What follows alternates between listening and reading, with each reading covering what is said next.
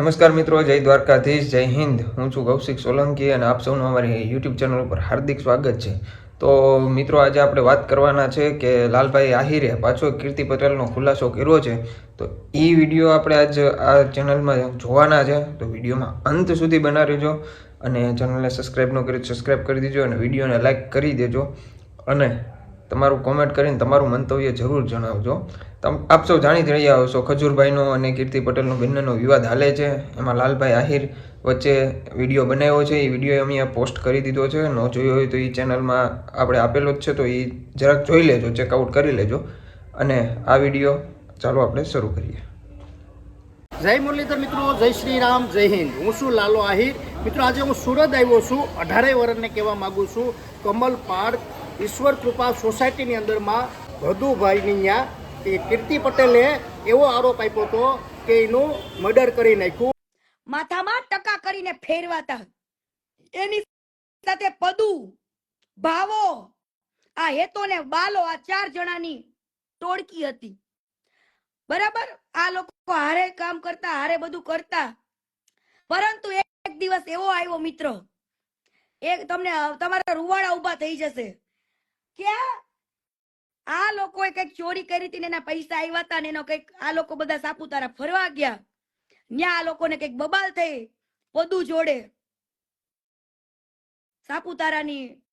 સાપુતારાના પેલા પાણીમાં છે ને ત્યાં બોટ ને બધું, એની અંદર પદુની લાશ 3 દિવસે જઈડી હતી. હવે આ લોકો હારે સાપુતારા ગયો તો આ લોકોએ ઈ છોકરા હારે કઈ ખોટું ન કર્યું હોય તો એના મા બાપને આવીને કહેવાય ને, ફોન કરાય ને સાપુતારા માંથી કે ભાઈ પદુ પડી ગયો છે પાણીમાં. હે 3 દિવસ વાત છુપાવી છોકરાના મા બાપ થી. 3 દિવસે લાશ મળી હતી પદુની સાપુતારા માંથી. હે રાતો રાત જાની દાદા આ લોકોને પોલીસ સ્ટેશનમાં પૂલ જાતની ઇન્કવાયરી આ તે બધું જ, પણ પદુના બાપાએ કઈ કર્યું નહીં. એ લોકો એવું કીધું, મારે દીકરો જ નથી રહ્યો તો મારે શું કરવાનું. પરંતુ કમલ પાર્કે નો છોડ્યો. કમલ પાર્કના વ્યક્તિઓએ આને લોકોને માર્યા, ધોયા, ટકા કરીને ફેરવા, પોલીસે ફેરવા છો. કમલ પાર્કમાં પોલીસ વાળાએ આ લોકોને ટકા કરીને ફેરવા છે. ચોરી કરતા પકડાના હતા. બરાબર, અને આ છોકરો કેવી રીતના મરી ગયો, કોને મારી નાખ્યો, ફરવા તો આ લોકો હારે ગયો તો ફરવા ગયા. આપણે હારે કોઈ ભાઈબંધ મિત્ર આવ્યો હોય ફરવા માટે અને આપણે ફરવા ગયા હોય, હે તો આપણી સાથે કદાચ આપણા મિત્રને કઈક થઈ ગયું હોય તો આપણે આપણા ઘરે ફોન ના કરી કે અહીંયા આગળ આવો બનાવ બની ગયો છે, આ વ્યક્તિ આમાં ડૂબી ગયો છે, આવું થઈ ગયું છે, કોલ તો કરીને. પણ 3 દિવસ સુધી છોકરાની લાશ નહોતી મળી. ઈ પદુની લાશ નહોતી મળી. આ હરામીઓએ, આ પાપીઓએ ઈ છોકરા સાથે શું નહીં કર્યું હોય. 3 દિવસ સુધી છુપાયું. પણ 3જા દિવસે તો જયારે લાશ મળી ને ત્યારે એનું મોઢું જોવા લાયક નહોતું રહ્યું. એના મા બાપને છોકરાનું મોઢું જોવા નહોતું રહ્યું. જે આવા પાપ કરતા. આજે હું ઓસિંતાનો મિત્રો અહીંયા કમલ પાર્ક ઈશ્વર કૃપા સોસાયટીની અંદર એને ફેમિલી સાથે આજે આપણે વાત કરવાની છે. હું હકીકત છે ને હું આખી કહાની છે ને મિત્રો 18 વર્ષનું જોઈ લઈજો. ચાલો આપણે એના આખા પરિવાર સાથે તમને હું બતાવું છું. ને મિત્રો હજી કહી દઉં, કીર્તિ પટેલ કેટલી સાચી છે ને કેટલી ખોટી છે ને એ આમાં ખબર પડી જાય.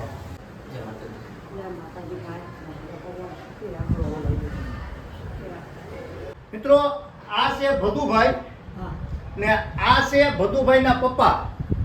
આપણે અત્યારે ભદુભાઈની ફેમિલી સાથે આવ્યા ને આ છે એનો પરિવાર.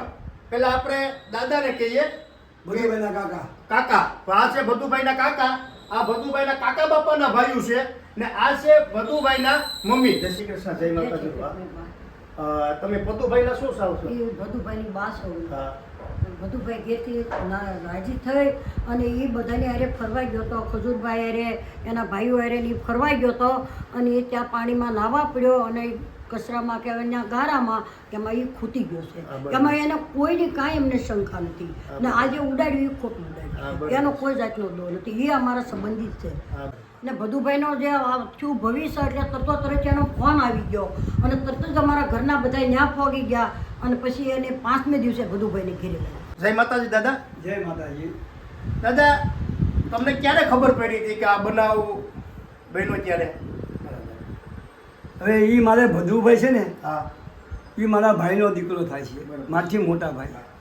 મારા મોટા ભાઈ પણ ગેરહાજર છે. હા બરોબર. એટલે એ ભાઈ નીતિનભાઈ હા. જે આ ગયા હતા નાવા, હા હા એ મારા મામાના છોકરાના છોકરા. હા બરોબર છે. જાની દાદાને હું સગા મામા ફૂઈના. હા બરોબર. એટલે અમારું ફેમિલી એક હારે જતું હતું. હા, બરાબર. એ બધા નાવા ગયા, એમાં એ ડૂબી ગયો. હા બરોબર છે. પાણીમાં પડ્યો એટલે તરત નીતિનભાઈનો મારી પર ફોન આવ્યો બરોબર. કે મામા આમ બન્યું છે. અમે સમાચાર મળ્યા અને અહીંથી રવાના થયા બરોબર છે. સાપુતારા. 2-2.5 કલાક અમે ત્યાં પહોંચી ગયા. પછી ત્યાં બધા એના તરૈયા હતા આજુબાજુના, એ બધા ઢૂંઢતા હતા, ગોતતા હતા. હા બરોબર. અને 5મી દિવસે જે બેને કીધું છે કે એના પરિવારને ખબર નથી, 3 દિવસે ખબર પડી. અમને બન્યા પછી અડધો કલાકમાં અમને મેસેજ આવી ગયો અને અમે 2-2.5 કલાકે અહીંયા પહોંચી ગયા. હા બરોબર છે. 4 દિવસ અમે ત્યાં આવ્યા. હા બરોબર. 5મે દિવસે ઓટોમેટિક લાશ બહાર નીકળી અને અમે ઘરે લઈને આવ્યા. પછી એનો રિપોર્ટ આવ્યો, ઓટોમેટિક પર આવ્યું. બરોબર. પાણી ડૂબી પાણી પીને ઓફ થઈ ગયો. હા બરોબર. એમાં કોઈ જાતનું શક નથી, બરોબર. કોઈ કાંઈ કર્યું નથી, કોઈ કાંઈ માગતા નહોતા. ને આ પરિવાર છે ને મારા મામાના દીકરાના દીકરા છે. હા બરોબર. અને આજની તારીખમાં અમે એક ભાણામાં ખાઈએ છીએ 100%. ને અમારે સંબંધ છે. 100%. એટલે આ વાત જે વિડીયો ફરે છે એ તદ્દન ખોટી છે. હું એનો કાકો છું અને પરિવારમાં છું હું. હા બરોબર. અને આ મારા ભાભી કે મારા મોટા બા છે, બરાબર. મારા છોકરા મોટા ભાગે, તમે મોટા ભાગે, હા, સો આ બધું ભાઈને બા છે. હા બરોબર. એટલે આ વાત તદ્દન ખોટી છે અને તરત અમે ત્યાં પહોંચી ગયા હતા. બરોબર. જય માતાજી. આ કીર્તિબેન પટેલ જે પદુભાઈ કહી છે એ વાત ખોટી છે. એનું નામ પદુ નહીં પણ એનું નામ ભદુભાઈ છે અને સાચું નામ છે જયેશભાઈ દવે. અને એ એમ કહે છે કે એક્સપાયર થઈ ગયા ભદુભાઈ ત્યારે એના પરિવારને 3 દિવસે જાણ કરી એના મમ્મી પપ્પાને. એ વાત તદ્દન ખોટી છે. કેમ કે મારા ભદુભાઈ એક્સપાયર થઈ ગયા 2006ની સાલમાં અને એમના પપ્પા એટલે મારા મોટા પપ્પા 1991ની સાલમાં એક્સપાયર થઈ ગયા છે.